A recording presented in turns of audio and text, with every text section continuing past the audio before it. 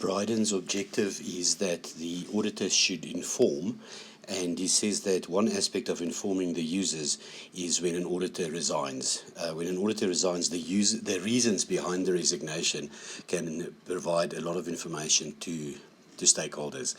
And he says the vast majority of resignation statements say little of any substance.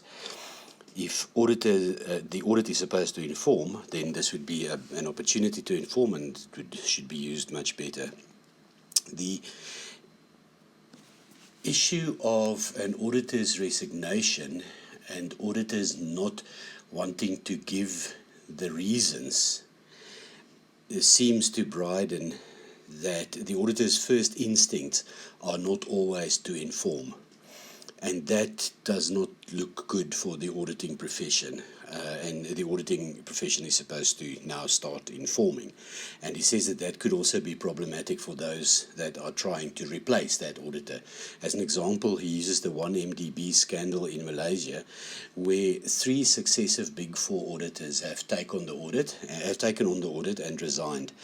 Now, he says that if the number one has managed to give proper reasons for his departure, then it might not have been necessary for the second and third auditor to go through the same experiences. So to ensure that stakeholders and other shareholders receive information, his following recommendation is that amendments should be made to the Companies Act to clarify and strengthen the process by which auditors and companies inform shareholders and other stakeholders of an auditor's resignation, dismissal, or decision not to participate in a retender. He gives 5 suggested questions that auditors should have to answer. Was the decision caused by a disagreement with the audit committee, by withholding of information by the company, by unwillingness of management to cooperate with the audit? Was the quality of the processes such that the effort was greater than average and not reflected in the fees? And was there an issue of trust between auditor and either management or the board?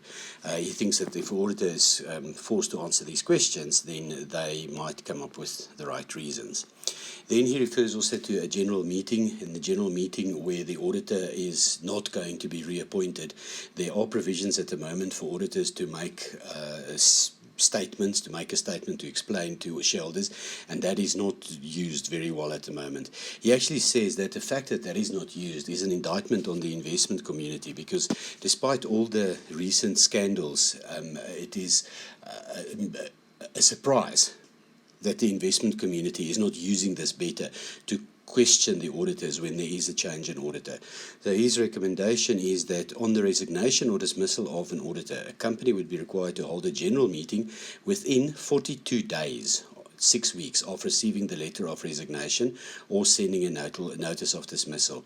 And at that stage, the auditor will be required to answer questions from shareholders, and the board would be required to explain how it proposes to appoint a new auditor and manage the transition consistently with its audit and assurance policy that we have referred to before.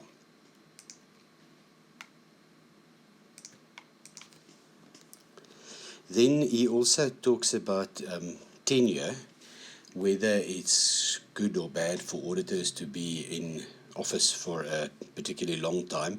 And he says that directors are already subject to annual reappointment votes, auditors are already subject to 5-year rotation cycle, so he doesn't see any compelling case to change the present arrangements in the UK where auditors do not have, where there's no mandatory firm rotation. He doesn't see a compelling case to implement mandatory firm rotation.